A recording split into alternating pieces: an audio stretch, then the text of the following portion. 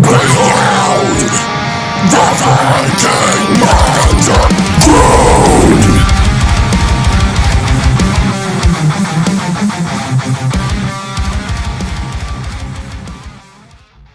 Warriors, what's going on? Tuv here.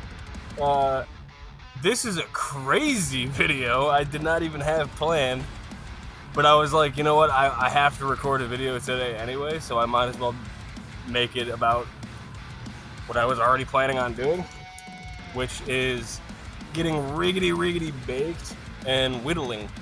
I'm widowing a widow stick. So if you're interested in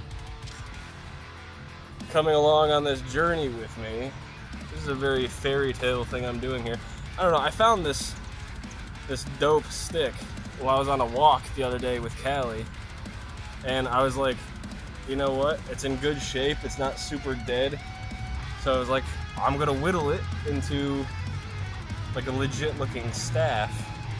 And then I think after I'm done whittling it and sanding it and everything, I'm going to finish it, or maybe some varnish or something, and find a little rubber stopper that'll fit on the back end of this, and use it as an actual walking stick when I go on hikes. That's the plan. But foist things foist, I need to get a little dubage in my system. Again, I most likely won't upload this video if the audio quality is bad. You know, the video quality isn't as good as it could be right now, but my phone is dog shiza. Oh, also, This is a totally unsponsored ad for Monster. I don't know if anybody drinks Monster, but if you haven't had the Monster Rehab, specifically the Monster Rehab Green, the green tea one is so good. There's like nothing bad in it. First of all, there's barely anything in it at all. It's 15 calories. It's got 70 milligrams of sodium. That's going to be like the big thing. But high sodium count is huge with anything that is low calorie or like zero sugar, like that's how they get away with it, is they put a bunch of salt in it instead of the other bad stuff. So it's like, oh, okay, well, if you have a issue with sodium intake, or you don't like being bloated or whatever, maybe drinking a bunch of these isn't for you.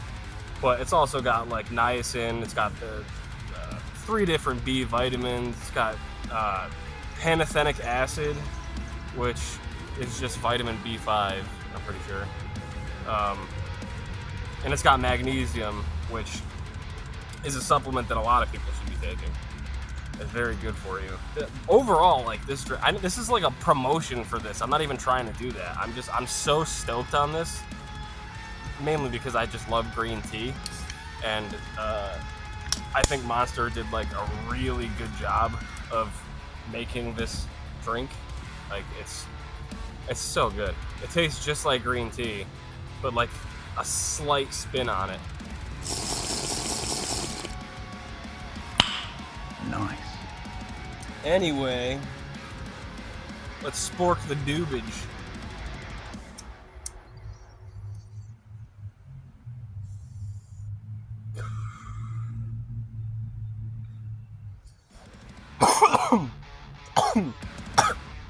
I might have to block that out.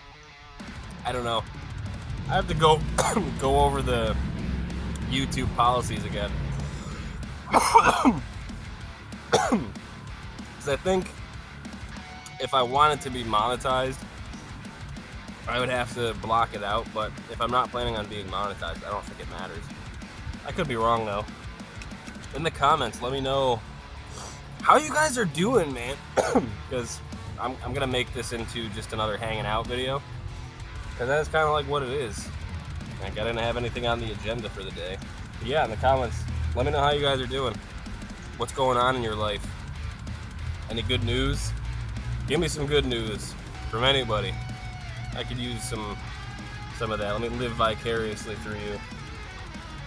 I got some good news coming my way. Hey, I'm not living in my car anymore. That was a problem pretty recently. My daughter is doing pretty great, which is sick. She's up there cooling off in the AC because it's just humid as hell out here. And we're going to Florida on the 10th, so we got 4 days, and it's like the same temperature here as it is in Florida, so I'm dreading that. I've been getting into really good shape though since the temperature started getting warmer out, which is kind of like what I do every year anyway. I like to like bulk up and get big in the winter, and then when it warms up, springtime, I just cut down whatever and then repeat. The best way for me to be able to eat whatever I want still and not feel like a piece of shit about myself. Like right now, I've been doing intermittent fasting for over 3 years now at this point, where I do 23 off, 1 on. So basically I just wait until like 6-7 o'clock at night to eat, and I have 1 meal, and I make sure I get all my nutrients and micros and macros and everything in that meal, or in whatever. I have an hour, so through that hour I can eat pretty much whatever I want. And over the years it's been great. I've lost a ton of weight, and now I maintain muscle mass, which is amazing for me because I've always been, I'm like the epitome of the mesomorph, where I will drop fat really fast, but I drop muscle really fast too. I gain fat. Actually, I don't gain fat that quickly. It actually takes me a long time to gain fat, but I gain muscle quickly too. It's very weird. My body doesn't like operate the way typical mesomorphs' bodies do. I never really thought about that. Like I do definitely have some kind of body dysmorphia though, because there are times where like everyone is telling, like people are like, I can see your 6-pack or you look super skinny or whatever, but I feel like a fat pig. Like I look in the mirror and I see titties and like big flabby gut. Like it's just something that I've always struggled with seeing. There was a time years and years ago at this point, I think I was a teenager still, where it had gotten so bad that physically I was bordering physically on anorexia, and I at that point had felt like I was still fat. Like I would notice all the flabs and like creases and things, and it would gross me the fuck out. Like even to this day, I rarely ever take my shirt off, and it's bad. I know it's not a good thing, but it's something that I just, like, I've been battling with my whole life. And unfortunately, it's been winning. I'm not as bad anymore. Like, I'm way more confident in myself now, and I've kind of evolved as a person. So it's not something that's really on my radar anymore. But it was, like, a deep-seated problem with me for so long. But yeah, so going to, like, the whole going to Florida thing, I don't know. I don't like the heat in general. Like, we live in... Someone just texted me. We live up in New England, and, like, people who live in, like, Arizona and Texas and stuff will hear me say that it's hot up here, and they'll roll their eyes. And I'm like, I know. I'm a big Viking Scandinavian man. I can't help it. I was literally born in a snowstorm. I can't really help it. The cold is kind of like my thing. And any temperature like above 55, 60 degrees is just a nightmare to me. And everyone's like, no, you just got to get out of the humidity. And I'm like, no, you're not really like getting it. Like, it's just all of it. The sun itself, like the heat, the humidity, all of it. I just can't stand it. I would much rather be on the verge of hypothermia, and be like freezing, have my blood freezing or something, than the opposite, to like be hot. I gotta stop talking so that I can get to work on this thing, or else I'm gonna get too high and be like, you know what, I'll finish it tomorrow. That's the other thing. I've gotten so bad at procrastinating. Like, it was always bad, especially with the consistency uploading for you guys. Which I always will apologize for. I know it's completely on me. I get new new subscribers who want to watch my stuff, and then I come out with a video, and then it's like 2 months before I upload again, and they're like, "What the hell, man?" Like, I know, I recognize it. I'm sorry. I'm day by day getting a little by little better. Yeah. All right. Well, let's get started on this. So, I don't have any like legitimate training on whittling or anything like that. So, if any of you do, give me some pointers and stuff, but keep the critiques to yourself, honestly, because I don't care, man. I really don't give a fuck about the right way to do things. I want to do this the way I want to do it, and I've always gotten better at things by doing it myself and figuring shit out. Like, this isn't something that's like $1,000. It's not that important to me. Like, I just want to have fun and do my thing. And so far, it's turning out the way I would expect it to turn out. It's not terrible. I think I will come a little bit closer though, because it is not as visible. I don't know. I'll see it in post, I guess. So I have been doing it like this, where I come down like that, and then there's like a top layer of the outside of the bark that'll come off first. I like to get that off because then it makes like getting the imperfections underneath out easier, I guess. That's just how it works for me. Plus, I'm not using equipment or like knives or whatever that's made for this. I'm just using whatever knives I could find laying around. So this isn't by any means going to be a perfect project or anything. I'm just kind of having fun. I like doing this. It passes the time, and it keeps my brain sharp, I guess. It's a distraction from all the bad stuff. Out there, any of you guys got any hobbies that you just randomly picked up and do it to... Basically, do you have anything like this in your life? It could be something like, you know, fixing bicycles in your garage, or, you know, making wood carvings, or ice sculpting, or making little crochet animals or whatever. I have a lady I used to see who would make these really, really, really nice, I think it was crochet. She would knit really, really cool, like, stuffed animals, like plushes and stuff. She was really good at it. I always thought that was cool. Like, I can knit, but I could not knit good enough to, like, make something like that. And then to, like, definitely not to make it something look good. Like, I think I was more of like a sewing type. I did home ec in school, obviously, and I went to this other school when I was young. I think it was before middle school even, where there was like vocational stuff involved, and it wasn't a vocational school, but there was like a just a department, I guess, that we went to, where we would do random things like learning how to balance checkbooks and like doing flooring, like learning how to just do flooring. We learned that. Little things like that, like skills that like you might need when you. It wasn't a life skills class, but like that's pretty much what it was. Which was nice, and I actually feel very fortunate that we got that, because there's so many people who don't get that in school. Like, it's not like that exists in public school, that's for sure. I feel like they do everything in their power to just get kids in and get them out. Never seems like there's any care or like delicate handling of anything anymore. And I'm only speaking through my experience as a parent of a kid who's in 3rd grade. I can't even imagine what it's like in the middle school, high school realm right now.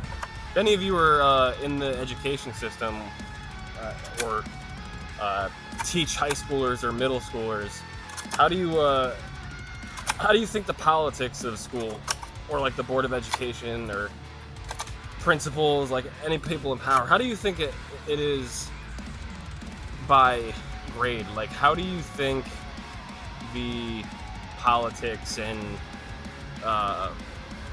just order of operations in the older, like, middle school, high school is compared to it in the, say, third grade, third grade realm? Like, obviously there's more advanced issues you're gonna face with the older kids, which can make it different, but, like, do you think there's more of a I don't want to say shadiness, but like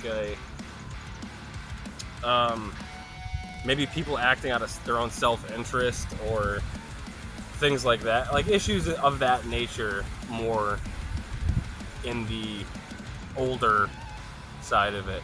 I was gonna say I've always wondered that. I really haven't always wondered that, but I'm wondering it now. Yeah, I don't know. And also, some might think that I'm just doing this because I'm baked. I am baked. I'm, like, if there was a giraffe in front of me, I'd be seeing something. But this is just how my brain operates, like, all day, every day. Like, it's just nonstop. I'm basically just saying what goes on in my brain already. Like, my thoughts are always racing. It's been like that my whole life. So I have just in my own head, I'm having conversations or asking questions, and then when I ask the question, I sit in my head and I try to figure out an answer to the question. Like, there's always just I don't know, maybe I'm autistic because I don't know why. I mean, I know I had a pretty messed up upbringing, but it's not like I think about that, or like maybe it is subconsciously about that, and like I'm not able to put that together when I'm in my conscious state. I don't know, man. I just work here. This is I'm pretty impressed. Like, a lot of these, we'll bring it closer for a second. A lot of these little spots with the black are gonna come out when I sand it. And like, there's little parts right here, I don't know if you can see it, where it catches, kind of. I'm gonna go back after I get this entire thing done, and I'm gonna smooth it out with a different knife that has a more fine-tuned edge. And then I'm gonna use a piece of sandpaper and kind of just go over the whole thing and sand down the nubs. And then I might do some carving, like maybe a Viking knot kind of design up here on the, like, antlers of the staff. I want to try to, because when I found this, I was immediately thinking Gandalf. Like, oh, this is totally like a Gandalf staff. So I'm thinking, like, I want to make it into like a cool wizard type staff. Maybe paint it black, and maybe put some like orange accents at the very top of it. I don't know. We'll get there. Let me know in the comments if you want to see me like catalog this whole experience too, because I will. I'll make a whole series of getting this thing finished. I kind of lucked out just randomly finding it. You know what's crazy too? I found this. We were walking. Me and Callie were walking to a lake, and on the way to the lake, we passed a elementary school, and along the sidewalk, road is here, sidewalk is here, and then here is like a tree, and then the school is down there. So hanging from this tree was this thing. It was hanging vertically like this. No support, anything. It looks like someone put it in the tree like this, so it would just hang there. It was probably one of the kids, but it was a very like, oh, I gotta take that, man. Like, this is, and then I took it down and I looked at it and I was like, this is like a staff. It was the first thing I thought. I don't know. I could be just nerding out a little too hard, but I think it's pretty sick. But yeah, I'm gonna do a little bit more of this and then show you guys what it looks like, and then I'll end the video. And then let me see what the reaction is, I guess, to this little hanging out and doing something video, because I could get behind doing more of these. Maybe I'll find something thicker and try to like carve something like a face or something like that. I don't know. And if you guys have suggestions of random stuff I should try doing outside, let me know. I'll start going out and doing random crap for you guys. Alright, here we go. Let's switch it into maximum overdrive. Remember that? Plankton trying to get away from Mr. Krabs. Dude, the people who, like, shit talk SpongeBob or, like, have some kind of a problem with SpongeBob freak me out. Like, that's such a weird... Like, that's, like, a universally beloved, timeless cartoon that is still, like, every episode is still funny to us as, like I'm in my 30s. Like, to us. I mean, what it was for us, like, it's our generation's thing. But, like, it's transcended, like, age. It's just so good. Oh, man. It's so crazy. Because, like, I really can't think of a show that's a show that has done the same. Like, there's a lot of really good animated shows from when we were young, but over the years, there really isn't anything that has, like, matched SpongeBob's, like... Everybody knows SpongeBob and can, like, recite things from SpongeBob. Like, it's crazy how, like, there's definitely gonna be a documentary one day, maybe when SpongeBob finally ends or something like that, about its impact on cartoons and the create, like, Hillenburg and Tom Kenny. It's gonna be sick. We're gonna be old, man. I can't see that show ending. They're still going strong now. The episodes obviously aren't as funny as they used to be, but they definitely still have their really funny moments. Like, it's still SpongeBob at the end of the day. Ugh. There's also a part of me, I think I have, like, a little touch of OCD, because, like, there are definitely times when, like, I can't like have certain things in a certain direction, or, like, I'm one of those people who, like, I have to have the stereo turned to a certain number, but, like, some people do, like, even numbers or whatever. I don't even do that. I'll do, like, doubles, like 33, or, you know, there's, like, let's see, not one, obviously. I don't usually have the volume lower than 10, like, ever. So those are all kind of out for me anyway. But, like, 10 I'd do. Wouldn't do 11. I would do 12. Not 13, not 14. I'd do 15. Not 16, not 17. I could do 18. I wouldn't like it, but I could do 18. Not 19. I could do 20. Not 21. I'll do 22. Not 23. Not 24. I'll do 25. Not 26. Not 27. Not 28. Not 29. I'll do 30. Not 31. Not 32. I'll do 33. Like that. It's so, like, it's such a just weird thing with me. And then, like, obviously, like, replacing things down, or, like, the cleanliness of certain areas. I like to organize. And so, like, doing stuff like this kind of, like, does something. It, like, gives my OCD brain a boner. So I'm, like, just getting rid of all these, like, imperfections in, like, one swoop. And the feeling is nice. This is a very, like, soothing activity, but it also, like, it makes you feel very masculine. I feel like some dude in the 1800s just sitting on his porch. Well, if I'm gonna be going out and finding the elk bodies, I want to have a stick that I can, you know, take with me, and it'll stand the weather, and, you know, if I fall, I can use it to help me get up. I can use it to test how deep the water is. You know, it's a handy thing to take on with me. Something like that. You know what I mean. Oh, boy. I also kind of like that it's not, like, not all a uniform line. I kind of dig that it's got some, like, ripples in it. Gives it character, I think. I'm not gonna lie, I like the way the inside of the bark on this looks too. It's very, like, I don't know if you can see it. Probably can't see it well, but it's a very like light brown, almost reddish color, and then the whitish tan color from the wood is like speckling behind it. I don't know if it'll focus good enough. This camera is dog shiza. No, ain't good enough. Okay. Well, that's it. That's all I wanted to show you. Oh man, this is pretty. I have a feeling. Hey, don't quote me now, but I have a feeling this is gonna turn out pretty freaking nice.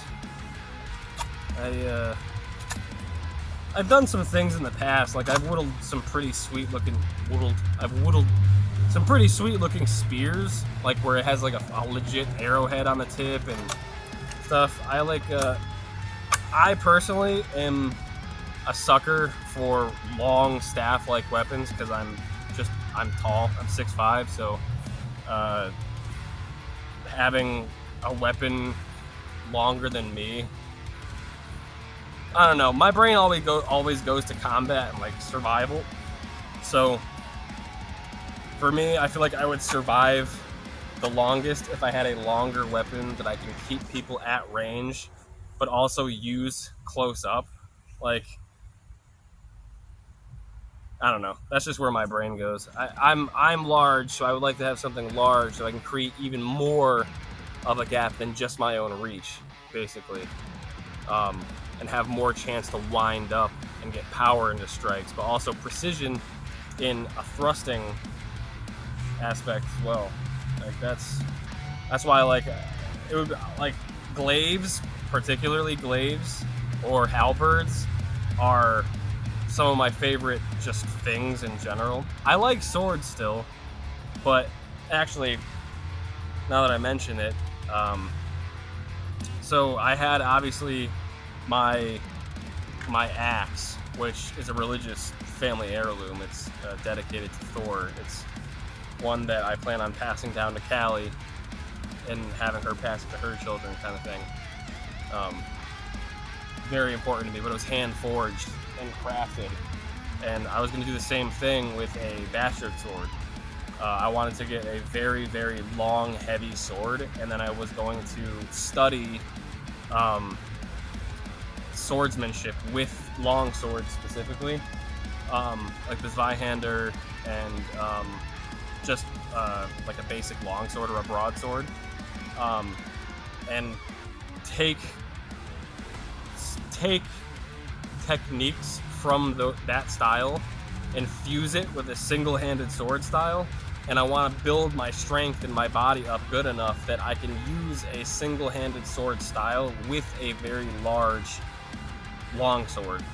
I'm large enough, I have to bulk up in certain areas, so like isolating certain muscle groups, and I'm gonna get that sword and then get one that's more of a broadsword where it's not as heavy as those would be to train with, to start like showing, and doing that will show my body which muscles I'll need to focus on, because the ones that are the most sore are going to be the ones that I'm going to need to isolate for this particular style.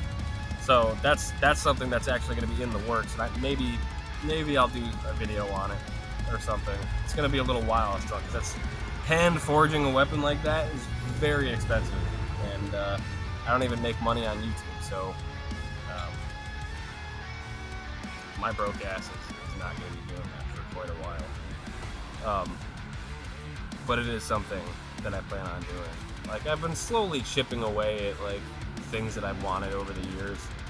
Like I am still currently teaching myself bass. I have a Jackson bass that I got a while back, and I'm one of those people. Let me know in the comments if you're one of these kind of people.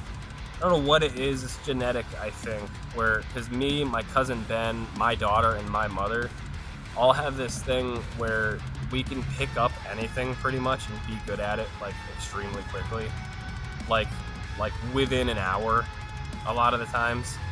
Like it's a very strange phenomena that happens with us, and anything from from playing a sport to playing an instrument. I taught myself piano. I taught myself a little bit of drums. I'm teaching myself bass. I can play a few songs on bass myself. Like, I taught myself how to write music before I was even a teenager.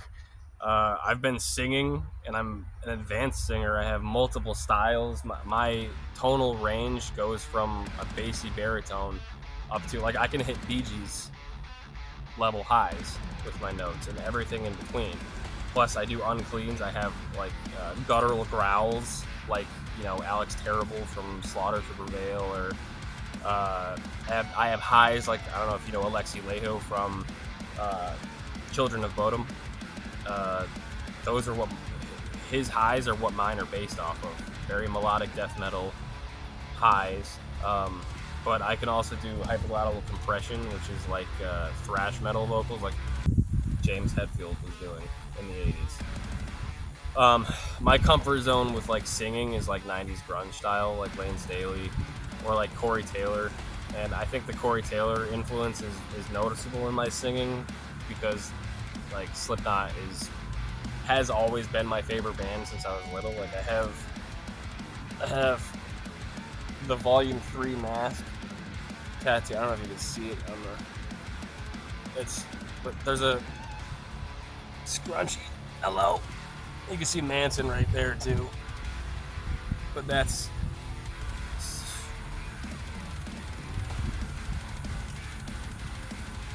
I gotta get that touched up. Gee whiz. It's gonna start looking like a pancake. But yeah, Corey Taylor has been my favorite vocalist. Not even necessarily in terms of style. I think it's just influence, really, because just I listened to Slipknot and Stone Sour so much my whole life that, like, I couldn't say it was anybody else. Like, I have other influences like Marilyn Manson. This whole arm is supposed to be vocal inspirations. So Corey and Marilyn are on here right now, but I have others like Lane Staley from Alice in Chains is also going on here. I believe I'm putting Winston McCall from Parkway Drive on here, because a lot of my writing style came from Winston, and Anders from In Flames is also going to go here, because In Flames has always been a top 3 band of mine as well. Johan Hegg from Amon Amarth is also going on there, and that'll mainly be, and Maynard from Tool, that'll mainly be the mural of vocalists here, because those are my, like, core inspirations as a vocalist, and it's just a songwriter in general. A lot of them, like, they inspired my vocals, like singing and screaming, but also their lyrical talent, because if you'll notice, a lot of them have very detailed and metaphorical lyrical content. Like, it makes you think. Like, the music is so good that you don't have to sit and pay attention to what they're saying, but if you do pay attention to the words, it really makes you think, like, damn, that's like more meaningful than just the song in general. That's how I like to write my songs, because I'm like, if I'm not telling a story, or I'm not putting a message across that, like, may help people, then I feel like there's no real point in doing it. Like, over the years, I've played shows, and, you know, I've been in multiple bands, like, I've recorded songs, and, like, through all of the time doing this,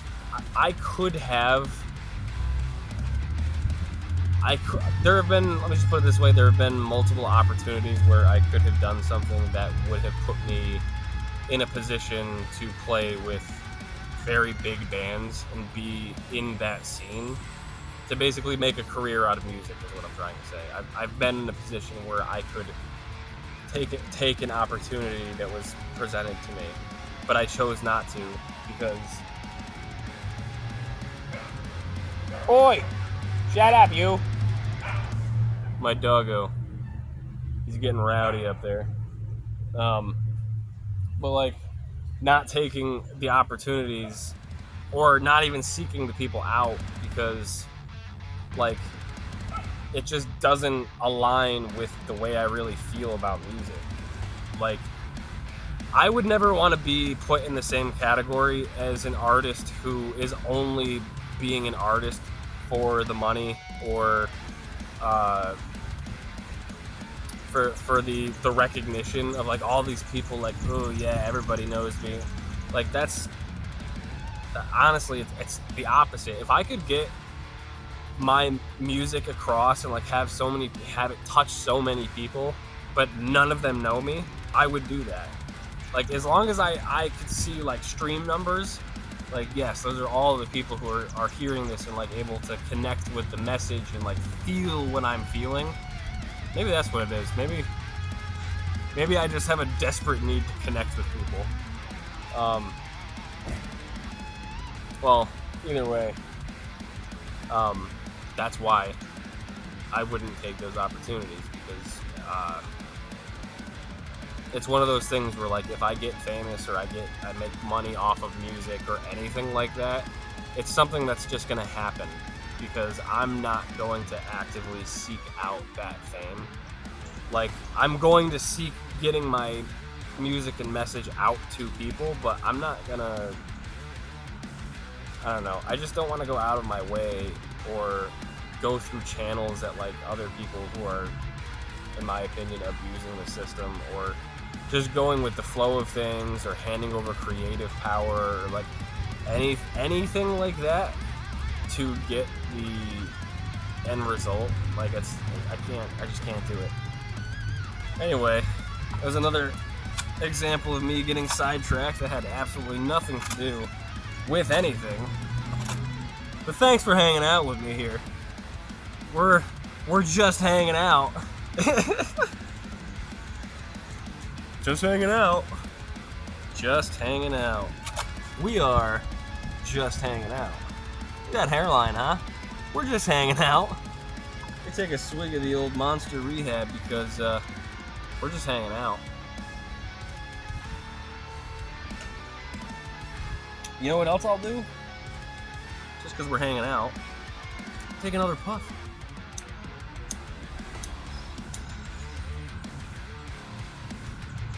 Because we're just hanging out.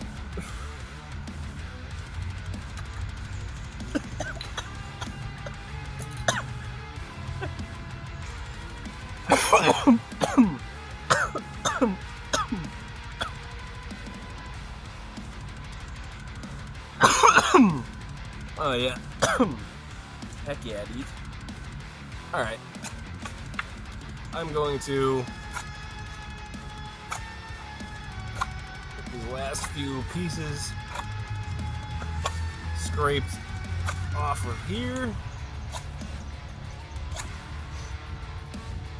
And then whatever. Pull it over. Ugh. Eat a load of it. Some real nice wood there. Yeah. Like, obviously it's not perfect yet, but like I said, let me know in the comments if you want to see me like completely finish this thing, because if you do, I'll make another video on it, and I will keep it going, I guess. Anyway, thanks for hanging out with me. I'm gonna go sharpen this knife, actually, because it's getting dull as hell now, dude.